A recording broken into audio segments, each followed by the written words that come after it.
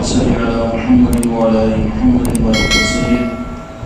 صلاة وسلام عليك يا رسول الله صلاة وسلام عليك يا حبيب الله. محترم بزرگوں اور دوستوں، میرے بھائی اور میرے عزیزوں، یہ خانقاہ کی جو محافل و مجالسیں ہوتی ہیں،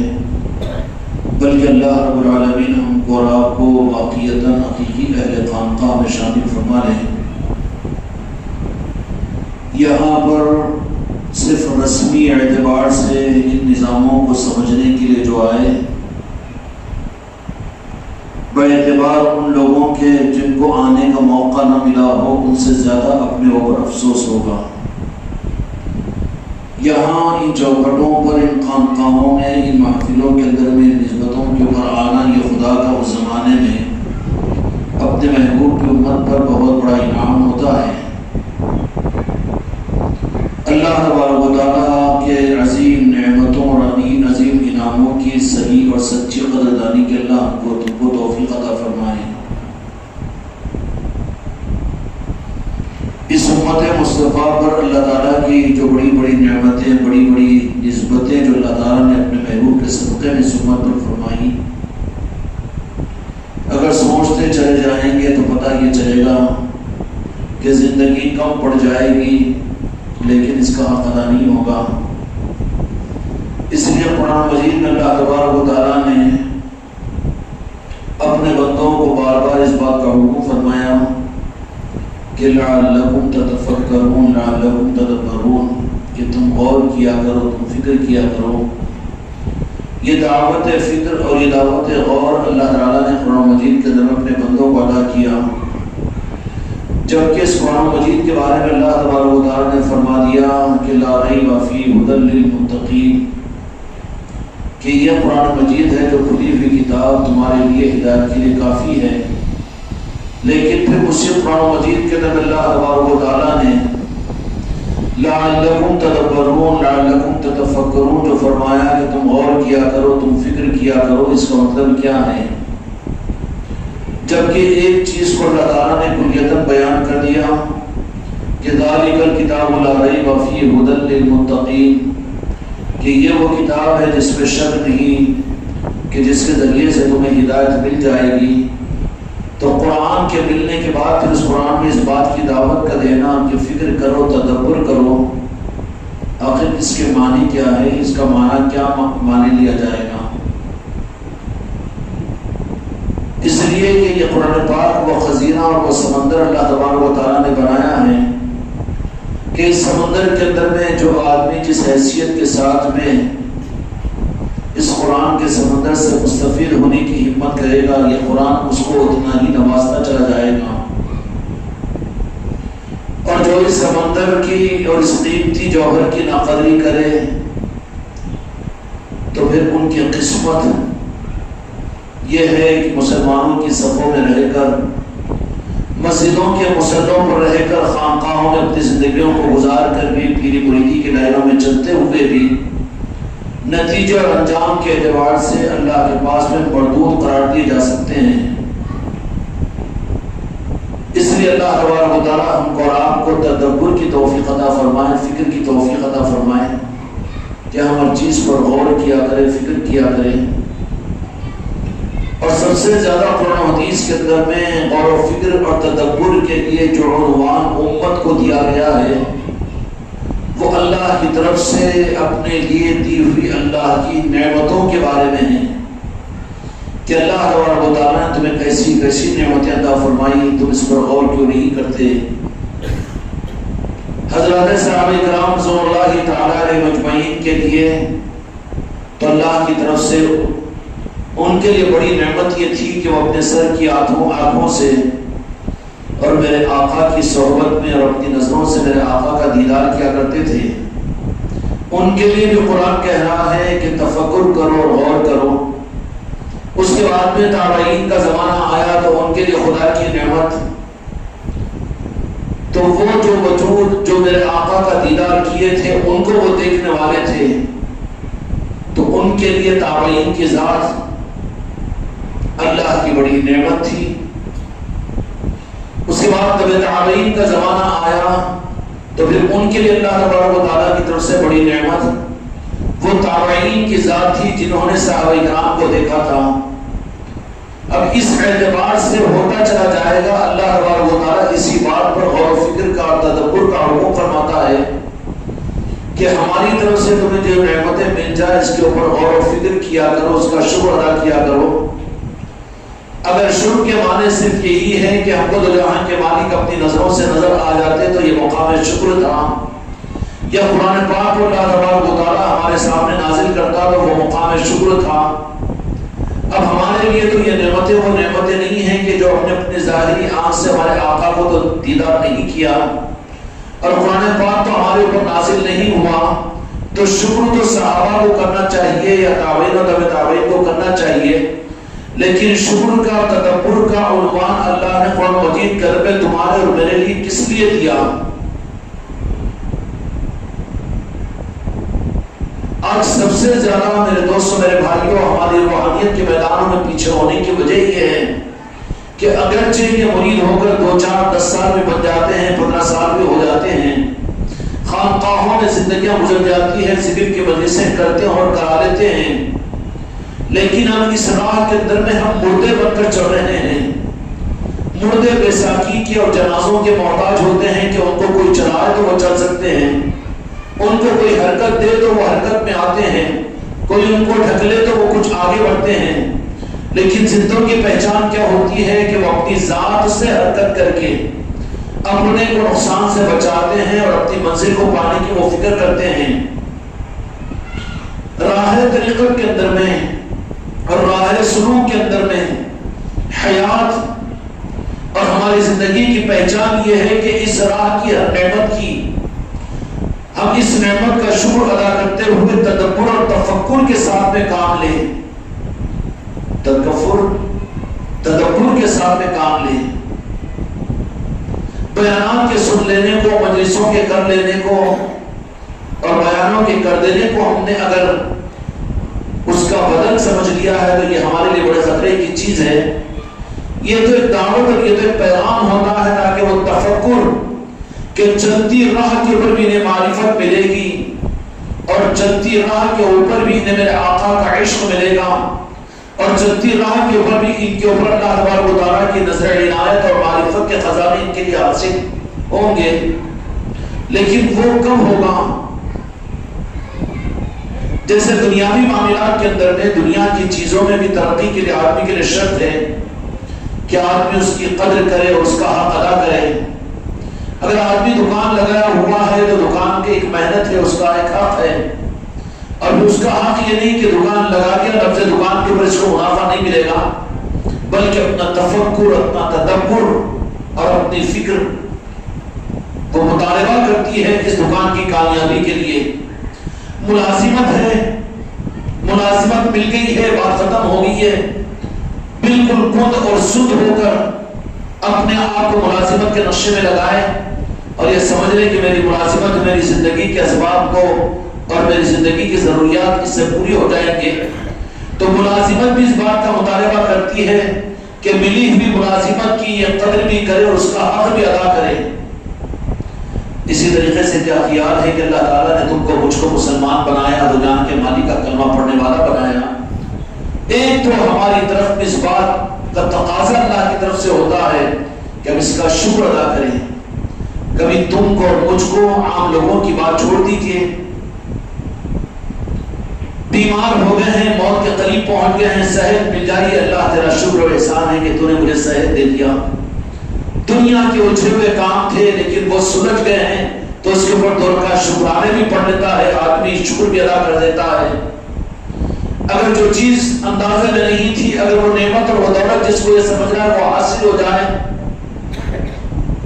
حتیٰ کہ فیفا ورلڈ کپ کے اندر میں کامیابی کے نہ ملنے کے حالات میں جب کامیابی ملی تو وہاں کے ان کھلاڑیوں نے اس گراؤنڈ ہی کے اندر میں خدا کا شکر شکرانے کا سجدہ کیا۔ یہ آدمی کی فطرت ہے، لیکن اے خانقاہ میں آنے والوں اور اپنے گھروں کے خانقاہ میں بیٹھنے والوں، تمہاری زندگی کی یہ سینیارٹی کے ساتھ میں اپنے دل سے تم یہ سوال کرو اور میں اپنے دل سے سوال کروں کہ کبھی ہم نے اپنی تنہائیوں میں رب کی بارگاہ میں متوجہ ہو کر یا اللہ کہ تو نے مجھے اپنے محبوب کا دامن عطا کیا ہے، مجھے ایمان عطا کیا ہے، اسلام جیسی دولت تو نے عطا فرمایا ہے، اور قرآن جیسی عصمت والی کتاب تو نے مجھے عطا کیا ہے، اس کا مجھ سے کیا خطا ہو سکتا ہے؟ کیوں بھائی اس نعمت کی شکر گزاری کے جذبے کی سوچ تک کہ ہماری زندگی دور ہے، اور کہیں اگر ہمارا شمار خدا کی ان بڑی نعمتوں کے ناشکروں میں اگر ہو جائے تو خدا کی ان عظیم نعمتوں کی ناشکری پر خدا پھر منافقت میں ڈال دیتا ہے کہ دل میں کچھ ہو جائے، زبان پہ کچھ ہو جائے، زبان سے تو اپنے آپ کو اطاعت و فرمانبرداری کا پیکر ثابت کرنے کی کوشش کرے، اپنے آپ کو مسلمان سمجھے اور مسلمان کہے، لیکن دل خود ہمارے اسلام کے اوپر مطمئن نہ ہو اور شکر گزاری ہمارے دل کے اندر میں نہ ہو۔ میرے دوستوں، میرے بھائیوں، اللہ تبارک و تعالیٰ مجھ کو آپ کو اس بات کی فکر کی توفیق عطا فرمائے۔ اس لیے ہم اور آپ اس بات کو سوچے اور غور کرے اور فکر کرے، اللہ تعالیٰ اپنے اس حکم کی تعمیل کی مجھ کو تم کو توفیق عطا فرمائے کہ ہم تدبر کے ساتھ نہیں، ہم تفکر کیا کریں، ہر چیز کے اوپر تدبر کو اختیار کریں۔ اس بڑی دولت کے ملنے کے بعد اللہ تبارک و تعالیٰ کا مطالبہ یہ ہے کہ تم قدر کرو، اس کی شکر ادا کرو۔ ہر چیز کے اوپر شکر ہم کر لیتے ہیں، لیکن کیا ہم نے دین کا شکر ادا کیا رب کی بارگاہ میں؟ اپنے آقا کی نسبت اور کلمے کا شکر ہم سے کبھی زندگی میں ایک چھوٹے منہ بھی ادا ہو سکا؟ ہم تو بھی منافق ہیں، ابھی ہم کو حق نہیں ہے اپنے آپ کو مسلمان کہنے کا۔ مسلمان تو وہ ہوتا ہے کہ جو اپنے خدا کی طرف سے ملے ہوئے ایمان اور اسلام اور دو جہان کے مالک کی نسبت پر یہ شکر گزاری میں اپنی زندگی کو گزار دے۔ اچھا کھا لے تو الحمدللہ، الحمدللہ للذی لک الحمد ولک الشکر۔ پیاس بہت لگ رہی ہے تو پانی پی لے تو الحمدللہ کہہ دیتا ہے، جزاک اللہ کہہ دیتا ہے، ماشاءاللہ کہہ دیتا ہے، لیکن کبھی اس بات کے احساس کے اوپر کہ یا اللہ تو نے مجھے اپنے محبوب کا دامن عطا کیا ہے، میں تیرے محبوب کو تو نے مجھے اپنے کرم سے مجھے ان کی نسبت عطا فرماتی ہے، یہ کتنی بڑی نعمت ہے تیری کہ جس کا شکر میں ادا نہ کر سکا۔ میرے بھائیوں، عبادت تو اللہ نے فرض کی ہے، حق ادا کر رہے ہیں تو فرض ادائیگی ہے۔ فرض کی ادائیگی کے اوپر خدا پاک نے عملوں کے بدلے میں جنت کو رکھا ہے، اور عبادتیں نہ کرو تو جہنم میں داخل کر دیے جائیں گے، اللہ تبارک و تعالیٰ نے ڈرایا ہے۔ عبادتوں کے نماز اور روزے اور زکوٰۃ اور حج کے نہ کرنے کی وعیدیں حدیث کے اندر میں نازل ہوئی ہے، لیکن اللہ تبارک و تعالیٰ نے اپنے محبوب کی صورت میں جو مجھ کو اور آپ کو جس آقا کا نام عطا کیا ہے، اگر اس کا ہم سے شکر ادا نہ ہو سکے تو روئے زمین کے سب سے بڑے مجرم ہم قرار دیے جائیں گے، اور ایسوں کے لیے اللہ تبارک و تعالیٰ ان کے دل سے اپنے محبوب کی محبت اور عظمت کو چھین کر اس کے بدل میں نفاق لا دے گا کہ مجموع کے اندر میں کچھ ہو، دل کے اندر میں کچھ ہو، زبان کے اوپر کچھ ہو، دنیا کی طرف میں تو بھکاری کتے بن کر لپک رہے ہوں،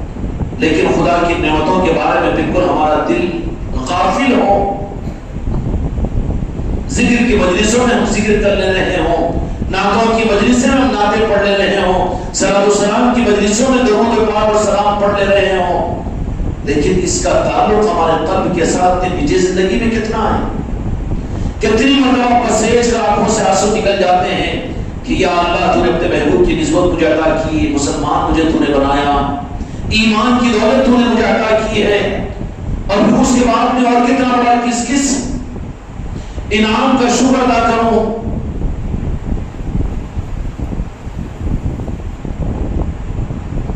سورہ رحمان کے اندر رب العالمین نے بار بار جو فقیہ گیارہ ربی گمان تقریباً کہا ہے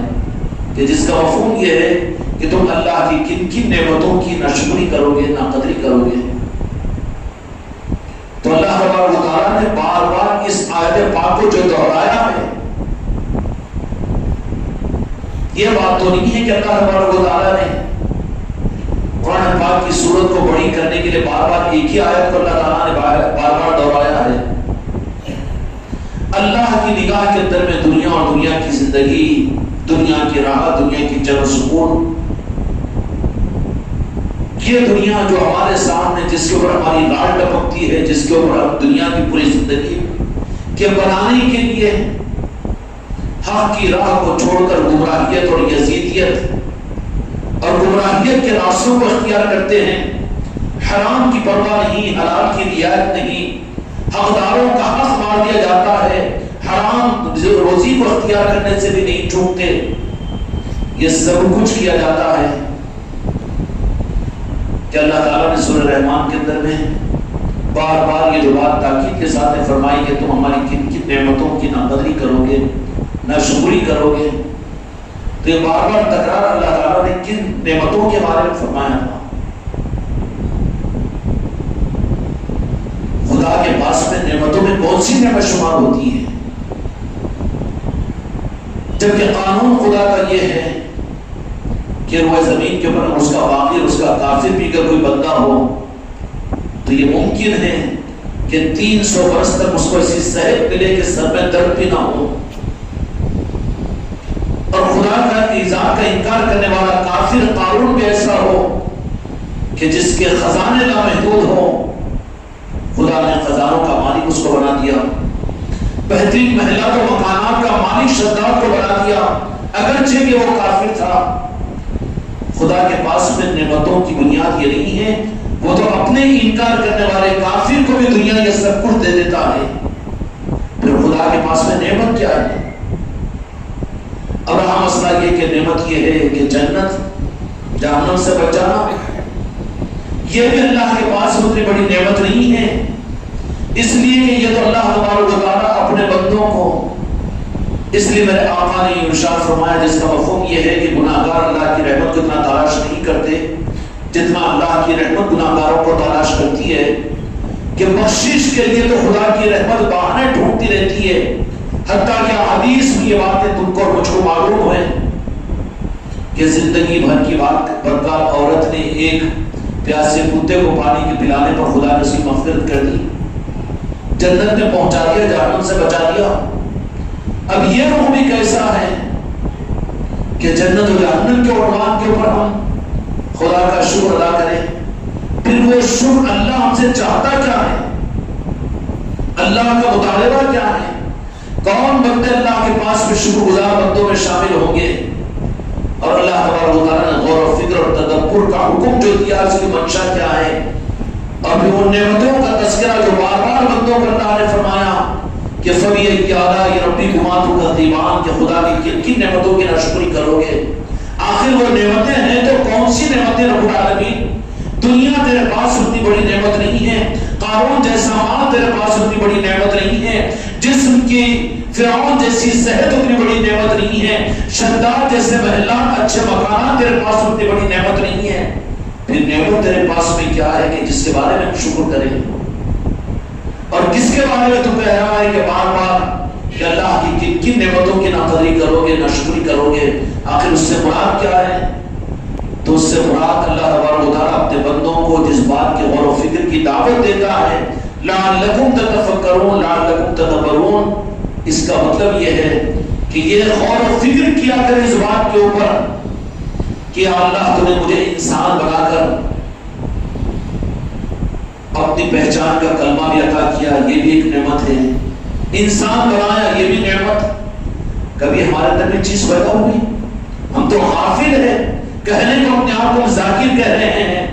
لیکن غافل ہے، کمین غافل ہے۔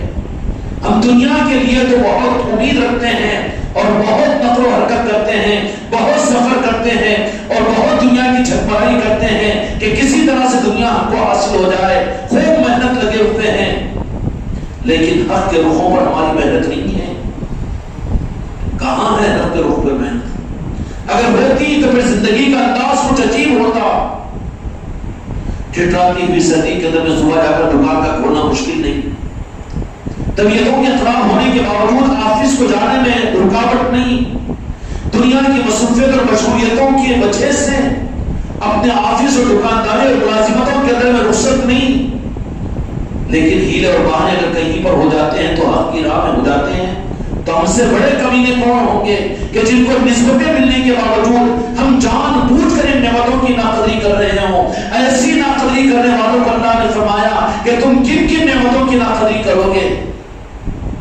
ہم نے تمہیں اپنا نام دیا، اپنا قرآن دیا، اپنا اسلام دیا، اور پھر ہم نے تمہارے اوپر نعمتوں میں یہی پر نہیں روکا بلکہ اپنے محبوب کی نسبت تمہیں عطا کر دی۔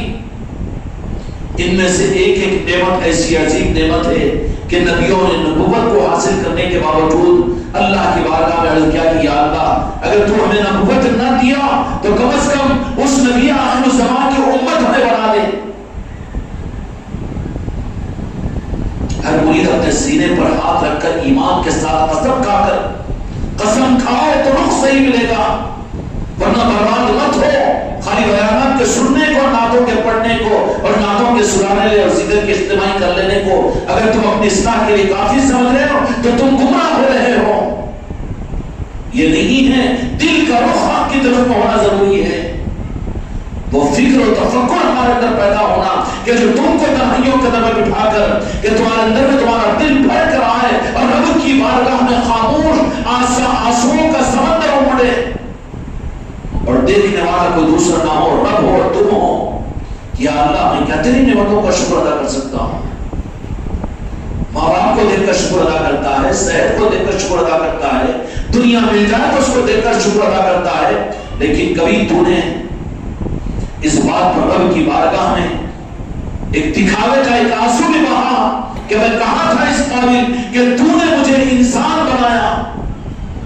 مجھے سپر کتا بھی تو بنا سکتا تھا اور کیچڑ کا ایک کیڑا بھی تو مجھے بنا سکتا تھا، نانی گندی نانی کا کیڑا بھی بنا سکتا تھا۔ زندگی حقیقت سے بہت دور ہے، ابھی اپنے آپ کے روح کو سنبھالنا ہے، اگر نہیں سنبھالیں گے تو کہیں نہ آنے والوں سے زیادہ یہ خانقاہوں میں آنے والے اپنے آپ کو پچھتانا پڑے گا، کیونکہ جانے اور انجانے برابر نہیں ہو سکتے۔ یہ فکر جو دل کی صدا ہوتی ہے، جو عرش تک پہنچتی ہے۔ حضرت سیدنا ابوبکر صدیق رضی اللہ عنہ گزر جاتے ہیں مدینے کے کسی علاقے سے، تو کہیں پر ایک جانور ٹھنڈی چھاؤں کے نیچے بیٹھ کر کیا میں آ رہے ہیں مکہ، ہم کیا کھیل و کھلواڑ کر رہے ہیں حق کے نظام کے ساتھ میں،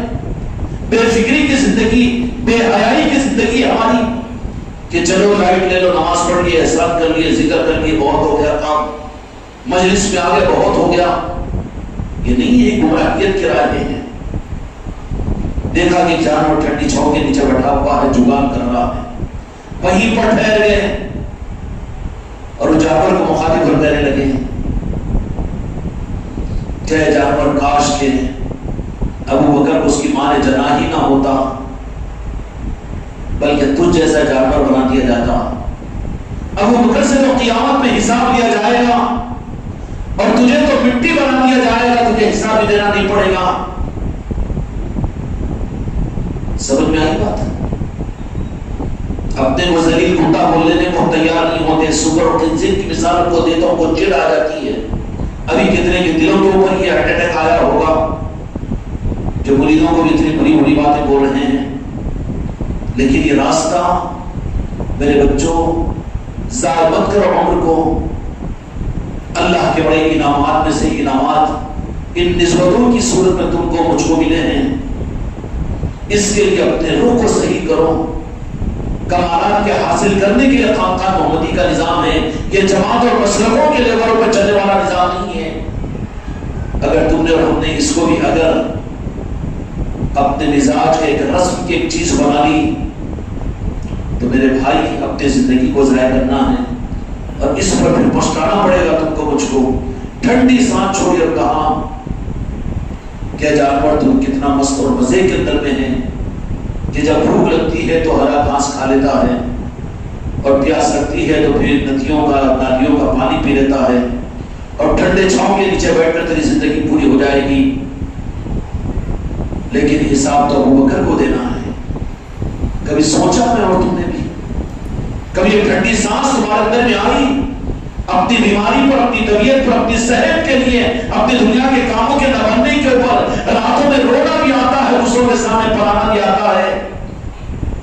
لیکن کبھی سن کے اوپر تم کو احساس پیدا ہوا اور کبھی دل کی ٹھنڈی آہا ہماری اور تمہاری نکلی؟ نہیں نکلی تو پتا کیا چلے گا کہ ابھی روح صحیح نہیں ہے، منافقت ہے ہمارے اندر میں، دل کچھ اور ہے، جسم کچھ اور ہے، آنا کچھ اور ہے، کرنا کچھ اور ہے، چلنا کچھ اور ہے، بتانا کچھ اور ہے۔ اس دل کے اندر میں دنیا کی محبت، دنیا کی خواہشات، دنیا کی چاہتیں، اپنے سانسوں کا اضافہ ہونا اور اپنی عمر کا بڑھ جانا اور اپنی دنیا کے حالات کا بڑھ جانا، یہ آواز کا بنا ہوا ہے قلب کے اندر میں۔ ہم تو ہے ادھر کے ادھر کی باتیں تو چلو ٹھیک ہے، زبردستی کے ٹھیک ہے، بیٹھ گیا، ہو گیا، یوز اینڈ تھرو کا نظام۔ جو ناقدری کرے کہ اللہ تبارک و تعالیٰ نے سورہ رحمان کے اندر میں بار بار فرمایا کہ تم ہماری کن کن نعمتوں کی ناقدری کرو گے، کن کن نعمتوں کی ناقدری کرو گے۔ نعمت اچھی زندگی ایک سمجھتے ہو، نعمت ایک جنت سمجھتے ہو، لیکن خدا نے تکرار کے ساتھ بھی کیوں فرمایا کہ کن کن نعمتوں کی ناقدری کرتے ہو؟ اور اس طرف میں اور اللہ کی شکر گزاری کرنے کے لیے خدا کی نعمتوں کو یاد کرو کہ مولا کریم تو نے تجھے اختیار تھا کہ مجھے روئے زمین کا سوپر بنا دیتا، تجھے اختیار تھا کہ کتا بنا دیتا، لوگ ٹھوکر مارتے اور لوگ قریب آنا پسند نہیں کرتے، لیکن تو نے انسان بنایا۔ ہوا کبھی ابھی الیف پر نہیں آیا، کہاں باطن کی گندگیوں کے ظاہر کے چمن کھلوا رہے ہیں، اوپر کے عبے اور جبے، اوپر کا عطار اور اوپر کی پوشاک۔ یہ ہم دنیا کو دھوکہ دے سکتے ہیں لیکن رب کو دھوکہ دے نہیں سکتے۔ اس راہ کا کمال تو وہ ہے، اس لیے عارفین اور جو اچھے اور بڑے اور پاک لوگ رہتے ہیں وہ کبھی اپنے آپ کو اچھا نہیں سمجھتے، بلکہ روئے زمین کا سب سے زیادہ برا اپنے آپ کو سمجھتے ہیں۔ ہم اس سلوک کے اوپر نہیں ہیں، ہم اپنی تربیت کے لیے تیار نہیں ہیں، بلکہ تربیت کے نظاموں کے اندر تو کوئی ہم کو کڑوی بات نہ سنائے۔ پیر کے جملے میں بڑے بعض وقت وزن ہو جاتے ہیں، تو پھر ڈاکٹر ہی کے پاس میں اپنے لیے کورس کو تیار نہ ہو تو پھر اس کے لیے صحت کی کوئی گنجائش تو باقی نہیں رہے گی۔ میرے بھائیوں، اللہ تعالیٰ ہم کو اور آپ کو قدر کی توفیق عطا فرما، تنہائیوں میں بیٹھ کر رب سے باتیں کیا کریں کہ یا اللہ تو نے ہم کو حقیر مخلوق نہیں بنایا، تجھے اختیار تھا کہ چھپکلی بنا دیتا، چچندر بنا دیتا، اور تجھے اختیار تھا کہ تو گندی نالی کے کیڑے بنا دیتا، اور سوپر کتے اور بھیڑیے اور بھاڑ کھانے والے بنا دیتا، لیکن تو نے مجھے انسان بنایا۔ کیا حق ادا ہوا؟ یا تمہارا میرا حق تھا کہ اللہ کو انسانی بنانا اللہ پر ضروری تھا؟ نہیں تھا۔ کیا شکر ادا ہوا؟ اس پر کبھی ہمارا دل اللہ کے سامنے اس شکر گزاری کے اوپر کبھی دل دبا ہے، آنکھوں سے آنسو نکلے ہیں کہ یا اللہ تو نے مجھے انسان بنایا، اور بھی انسان بنانے کے ساتھ میں فریہ یا ربی گمان کتیبا کہ تم کو ہم نے صرف انسان ہی نہیں بنایا، ذرا غور فکر کرو کہ ہم نے تمہیں مسلمان بھی تو بنایا۔ پھر ابھی آتا ہے اللہ تعالیٰ کی طرف سے دوسرا ہاتھ کہ تم مسلمان ہونے کا اس لیے کہ کتنے روئے زمین کے اوپر بیچارے جن کو اللہ نے اسلام عطا نہیں کیا، کروڑوں کی تعداد میں عام انسان ہیں، اور انسانوں کے اندر انسان مجھ کو آپ کو نہیں رکھا، بلکہ اللہ نے بغیر استحقاق کے چھاڑ کر اسلام دیا ہے، کلمے کی توفیق دیا ہے، قرآن پر ایمان دیا ہے، آخرت پر ایمان دیا ہے، اور کلمہ اللہ تعالیٰ نے عطا فرمایا۔ کبھی موقع ملا کہ اللہ کا اس بات پر بھی شکر ادا کریں؟ پھر اللہ تبارک و تعالیٰ کہے گا کہ اور غور و فکر تدبر کرو کہ پھر آگے کا اس لائن کے اندر انعام ہم نے تم پر کیا کیا۔ مسلمان بنانے کے بعد میں پھر دو جہاں کے مالک میرے آقا محمد رسول اللہ صلی اللہ علیہ وسلم کے ساتھ ایک قلبی تعلق اور نسبت عطا فرمانی ہے۔ اجنبیت کو ختم کر دیا گیا اور مفاصلوں کو ختم کر دیا گیا، عام مسلمانوں کی بات نہیں کہہ رہا ہوں جن پر خدا نے اس لیے کہ خدا کی نعمتیں جن پر زیادہ ہوتی چلے جائے ان پر اتنا زیادہ شکر کا حق بڑھتا چلا جائے گا، تو وہ عام مسلمان نہیں ہے، بلکہ اللہ تبارک و تعالیٰ نے اپنے محبوب کی نسبت تمہیں عطا فرمائی۔ فَبِأَيِّ آلَاءِ رَبِّكُمَا تُكَذِّبَانِ، کیا شکر کا حق ادا ہو رہا ہے؟ رات تو سونے میں گزرتی ہے، سردیوں کی رات میں گرمی کے انتظام میں، گرمیوں کی رات میں ٹھنڈک کے انتظام میں، ناشتے کی فکر میں، رات کے کھانے کی فکر میں، چائے اور کافی کے اندر میں، انہی غلاظتوں کے اندر میں زندگی برباد ہو رہی ہے۔ بیگم یہ بناؤ، بیٹی وہ کھلاؤ، اور یہ ہو جائے گا، وہ ہو جائے گا، وہ مکان کی تعمیر، یہ کام اور وہ کام، یہ ہو گیا اور وہ ہو گیا۔ ہمارا یہ عنوان ہے، زندگی کو ہم وصول کر رہے ہیں، خدا کے سامنے منہ بتانے کے قابل ہیں، خدا کے سامنے شرمساری نہیں ہوگی ہم کو، کتنی ذلت و رسوائی ہوگی کہ تو نے اپنی غربت کی میرے سامنے شکایت کی، دعا کی، تیری بیماری کے دور ہونے کے لیے تو نے دعا کی تھی، اور تیری افلاسی کے دور ہونے کے لیے تو نے دعا کی تھی، اور تو نے اپنے حالات کے بننے کے لیے تو نے دعائیں کروایا تھا، اور جمعہ کے خطیبوں کے پاس میں لکھ کر بھیجا تھا کہ فلاں بیمار ہو جائے ان کے لیے دعا کرو، اور یہ تدبیر اختیار کرو، یہ صدقہ دو، یہ خیرات کرو۔ اور وہ وہیں پر یہ سوال کرے کہ یہ چیزیں کون سی چیزیں تھی کہ جس کے لیے تو نے، کہ جس کو میں نے بے حیثیت بنایا تو نے حیثیت والا بنایا، لیکن میں نے اس کے مقابل میں تجھے اپنے محبوب کی نسبت عطا کی تھی، اسلام دیا تھا، انسان بنایا تھا، اس کا تجھ سے کیا حق ادا ہوا؟ سر اٹھا سکیں گے؟ شرمساری نہیں ہوگی، انسانوں کے سامنے ذلیل ہو جانا پڑے گا، شیطان اور شیطانیت خوشیاں منائیں گی، کافر اور مشرک تانا دیں گے، کہیں گے کہ اچھا یہ تو مسلمان تھے، خدا اس شرمندگی سے تمہاری میری حفاظت فرمائے۔ ان کے سامنے ذلیل ہونا پڑے گا، ساری انسانیت کے سامنے رسوا ہونا پڑے گا کہ یہ تو وہ بدنصیب ہے کہ جو 15ویں صدی کے مسلمان تھے، اپنی دنیا کے لیے تو فکر مند رہا کرتے تھے، ملنے پر خوش ہوتے رہنا، ملنے کے بعد فکر مند ہو جاتے تھے اور اس کو حاصل کرنے کی فکر کیا کرتے تھے، لیکن ان کے پاس میں جو قدر کی چیزیں تھی اس کے لیے کبھی ان کے زندگی کے اندر بھی انہوں نے شکر کا مزاج پیدا نہیں کیا۔ میرے بھائیوں، اللہ تبارک و تعالیٰ نے اپنے آقا کی نسبت عطا فرما دی، کلمہ دے دیا لا الہ الا اللہ محمد رسول اللہ صلی اللہ علیہ وسلم۔ اس کے بعد پھر آگے اور نعمتوں میں اضافہ اگر ہو جائے تو پھر اللہ تبارک و تعالیٰ نے صحابہ کی محبت بھی عطا کی، تابعین کی محبت بھی، تبع تابعین کی محبت بھی۔ یہ اللہ کے روحانی انعامات ہیں جن کو جتنے انعامات ملتے چلے جائے ان کے اوپر اس کا حق ادا کرنا واجب ہوتا چلا جائے گا، ان پر اس کا حق ادا کرنا۔ اس لیے کہ وہ غریب ہے تو زکوٰۃ اس پر فرض نہیں ہے، لیکن مال والا اللہ نے بنا دیا تو زکوٰۃ اس پر فرض ہے۔ اگر ادا نہ کرے گا تو اس کی زکوٰۃ نہ ادا کرنے کی بنیاد پر اس کا مال اس کے گلے کا اسا بن جائے گا، سانپ بن جائے گا، جہنم کا توق بن جائے گا۔ تو مال کو ایک نعمت سمجھا تو اس کا حق یہ ہے۔ اب یہ نعمت اللہ تبارک و تعالیٰ کی طرف سے ملی ہوئی ہے کہ انسان بھی ہے، مسلمان بھی ہے، اللہ نے اپنے محبوب کی نسبت بھی دے دی، اس کے ساتھ میں صحابہ کرام کی محبت بھی دی، تابعین کی محبت بھی، تبع تابعین کی محبت بھی، پنجتن پاک کی محبت بھی، پھر آل علی اور آل علی کی نسبتیں بھی، غوث و خواجہ کا دامن بھی، اور پھر زمانے کے اندر میں غوث و خواجہ کی نسبتوں کے ساتھ کی وابستگی بھی۔ روئے زمین کا خوش نصیب ہے وہ انسان جن کو یہ ساری نعمتوں کا حقدار قرار دیا جائے، اور ان نعمتوں کا حق یہ ہے کہ اس نعمتوں کے سامنے پوری دنیا ہیچ ہو جائے، زندگی ہیچ ہو جائے، ایک سانس کی تمنا باقی نہ رہے کہ اللہ بغیر مانگے تم نے سب کچھ عطا کیا ہے، تو اس کا حق مجھ سے کیا ادا ہوگا، وہاں بسیج جائے، راتوں کی تنہائیوں میں بیٹھ کر خدا کے سامنے اپنے دلوں کے آنسوؤں کو پانے والا بنے کہ اللہ تو نے اتنے بڑے انعامات مجھے عطا کر دیا ہے، پھر میں تیرے سامنے کس بات کے قسموں کو لے کر شکایت کروں اور تجھ سے اور کیا مانگوں۔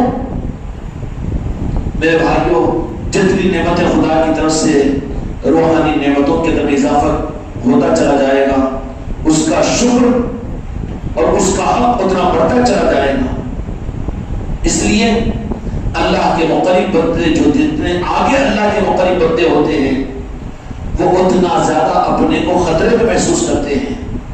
اور جو اپنے کو خطرے میں محسوس کرے وہ مطمئن نہیں ہوتا۔ لائٹ لے لو، نہیں، بالکل نہیں، بلکہ ہمیشہ فکر مند رہتا ہے، یا اللہ مجھ سے تو حق ادا نہیں ہوا، مجھ سے تو اس کا حق ادا نہیں ہوا۔ اور جتنی نعمت اللہ تبارک و تعالیٰ کی بڑھتی چلی جائے، میرے بھائیوں میں سابقہ کی امتوں کے لیے تو صرف وہ نبی کی نسبت ان کو ملتی تھی،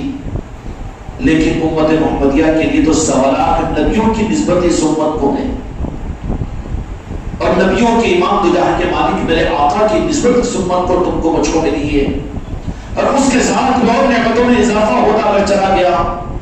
تو پھر صحابہ ہے، بجت پاک ہے، تابعین ہے، تبع تابعین ہے، پھر اولیاء ہے، سلاسل کی صورت کے اندر میں یہ نعمتیں جب اللہ تعالیٰ نے عطا فرمائی تو اتنا زیادہ تو ہم کو مطمئن ہو کر اپنے دل کے اطمینان کے ساتھ کہ ہم کو تو دنیا کا بے تاج بادشاہ سمجھنا چاہیے، سب کچھ بھی مل جائے یہ نہ ملے تو خدا کی نظر میں وہ فقیر ہے، دنیا کا سب سے زیادہ فقیر اور فقیر ہے۔ لیکن جس کو یہ دنیا کی کائنات کا ایک سوگر روٹی کا ٹکڑا نہ ملے، سر چھپانے کے لیے وہ درخت کا چھاؤ نہ ملے، اور تن کے ڈھانکنے کے لیے چیتھڑا اس کو نہ ملے، لیکن اس کو اگر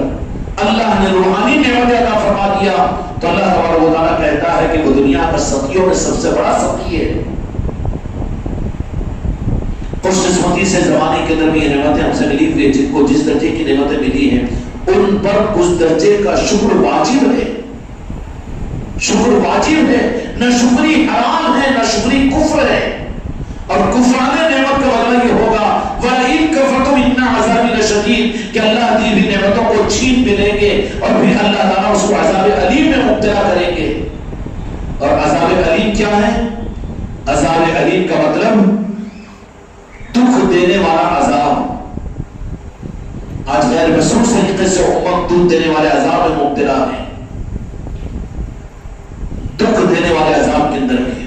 اس کو سکون کی کلمت حاصل نہیں ہو رہی ہے، گھرانوں میں سکون نہیں مل رہا ہے،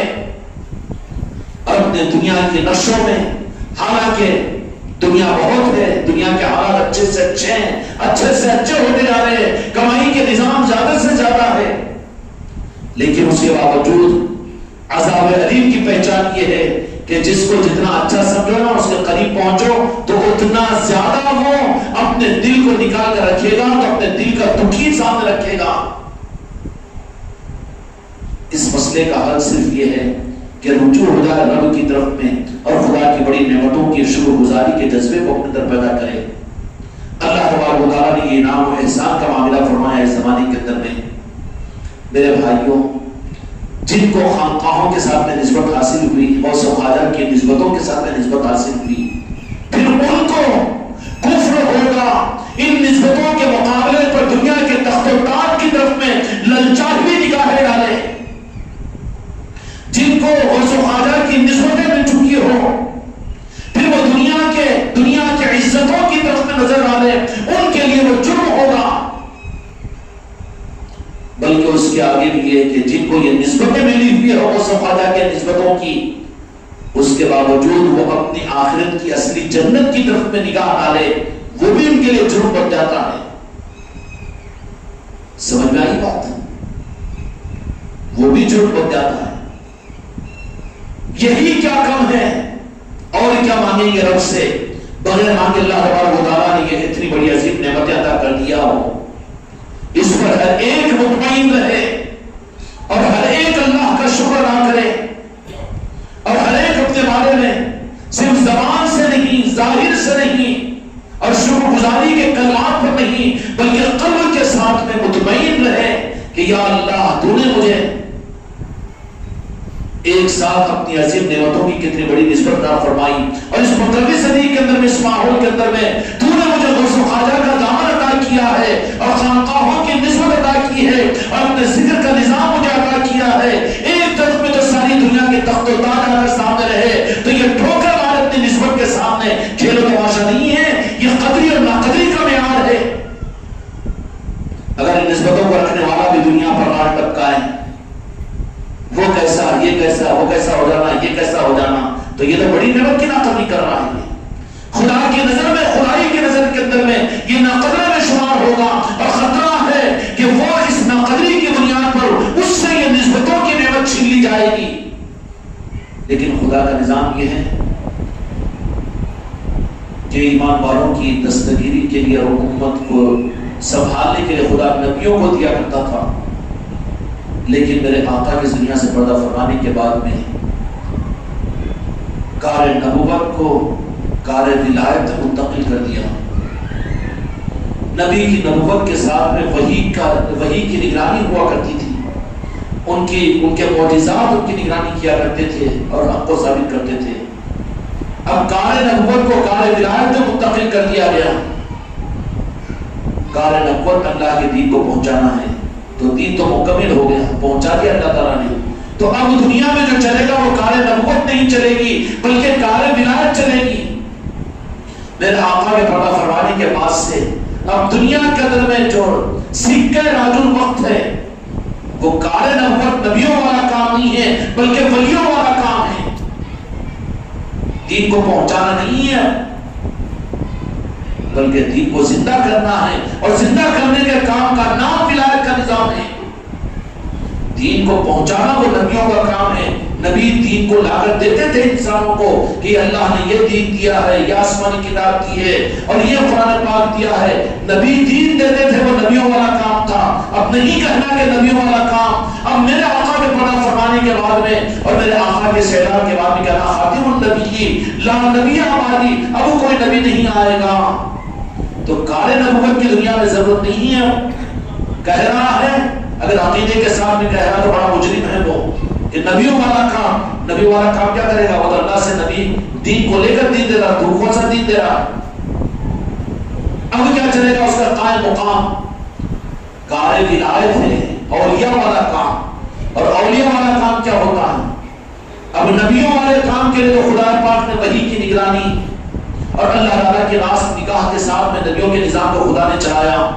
اب اولیاء کے نظام کو دنیا میں قیامت چلانے کے لیے ولی تو نبی کے مقام کے برابر نہیں ہو سکتا، ولی تو مانے اس اعتبار سے کمزوری ہوگا۔ اب ولیوں کے کام کے نظام کے سنبھالنے کے لیے اللہ و تعالیٰ کا تکوینی نظام یہ رہا ہے کہ اب اس کے لیے اللہ و تعالیٰ اپنے اولیاء کے نظاموں کے لیے خدا کا تکوینی نظام ہے کہ حضرت خضر علیہ السلام ہے اور حضرت عزیر علیہ السلام ہے۔ ایسے ہی اللہ تبارک و تعالیٰ انبیاء کو بھی اور صحابہ کو بھی، غوث و خواجہ کو بھی اور فرشتوں کو بھی اولیاء کے کام کے نظاموں کے لیے، ان کی معاونت اور مدد کے لیے بھیجتا ہے۔ کیا بھیجتا ہے؟ بھیجتا ہے۔ حضور پیران پیر غوث اعظم رحمت الرضوان کی مجلس بغداد شریف کے اندر میں ہوتی تو یہ متحقق بات ہے، دارالدیوبند کے علماء نے بابوں کو کتابوں کے اندر میں لکھا ہے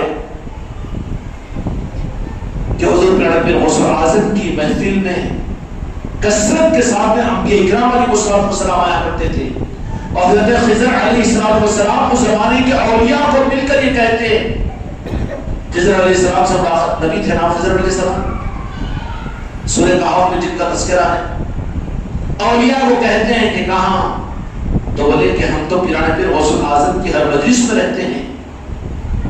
انبیاء اولیاء کی مجلسوں میں اور اولیاء کے نظاموں میں رہتے ہیں، یہ خدا کا نظام ہے۔ حضرت خضر علیہ السلام رہتے ہیں، اور یہی بات نہیں ہوتی بلکہ کار ولایت کے نظاموں کے لیے جہاں پر ان کے نظام ہوتے ہیں وہاں پر اور انبیاء کرام علیہ السلام، اس لیے کہ پیران پیر غوث اعظم کی ان محفلوں کے اندر میں بہت سے لوگوں کی ملاقات حضرت موسیٰ علیہ السلام سے ہوئی، حضرت عیسیٰ علیہ السلام سے ہوئی۔ یہی نہیں بلکہ مہر لگانے کے لیے ولایت کے نظام کو پیران پیر غوث اعظم کی نسبتوں کی محفلوں میں خود میرے آقا دو جہاں کے مالک حضرت محمد مصطفیٰ صلی اللہ علیہ وسلم بھی جلوہ افروز ہوتے تھے. حضرت جبرائیل تشریف لایا کرتے تھے، آسمانی دنیا کے فرشتے آیا کرتے تھے اور انبیاء آیا کرتے تھے. اور سابق کے جو اولیاء ہیں، بڑے بڑے اولیاء، وہ تو ان کی محفلوں میں رہتے تھے. کیوں؟ یہ کار ولایت کے لیے خدا کے نظام ہیں. اس لیے جن نظاموں کے جہاں سے پڑھنے کے نظام ہوتے ہیں وہاں پر سب کی معاونت ہوتی ہے، سب کی معاونت ہوتی ہے. اس لیے ایسے موقعوں سے جان بوجھ کر دنیا نہیں برباد ہوگی، مر نہیں جاؤ گے، تمہاری دنیا برباد نہیں ہو جائے گی، لیکن بڑی محفلیں جہاں پر ہوتی ہیں ان محفلوں کو جان بوجھ کر نظر انداز مت کرو. یہ تو اولیاء کا نظام ہے. ان کا ایک دیوانہ بھی اگر کہیں پر کسی جنگل میں بیٹھا ہوا ہو تو پورے اولیاء کی نگاہیں وہاں پر ہوتی ہے. وہ ظاہراً میں جسم کے لیے اس کے پاس اس کی دستگیری کو پہنچ جاتے ہیں. یہ اولیاء کا نظام ہے، اس کا انکار نہیں کیا جا سکتا. ہم حوالے دینے کے لیے موجود ہیں. سمجھ میں آئی بات؟ حاجی علی بمبئی شریف کی جانتے ہیں آپ لوگ؟ وہ علی شاہ قلندر رحمۃ اللہ علیہ کو جانتے ہیں؟ پانی پت کے نام تو سنے ہوں گے نا، اس خانقاہ میں رہنے والے. لیکن جا کر سمندر کے کنارے بیٹھے تو وہاں پر حضرت خضر علیہ السلام نے مولا علی کے ساتھ ملاقات کروائی ان کی. تم بدعقیدے نہیں ہو کہ یہ کیسا ہو سکتا ہے. تم یقین کر سکتے ہو کہ فرشتے ذکر کی مجلسوں کے لیے زمین پر تمہارے سامنے آ کر بیٹھتے ہیں. وہ تو مجبور ہے حکم کی تعمیل کرنے والے، لیکن یہ اولیاء تو مختار ہوتے ہیں. ان کے سلسلوں کی نسبتوں پر جہاں پر محفلیں ہوں یا وہ اپنے چاہنے والے اپنی محبت میں یہ دینوں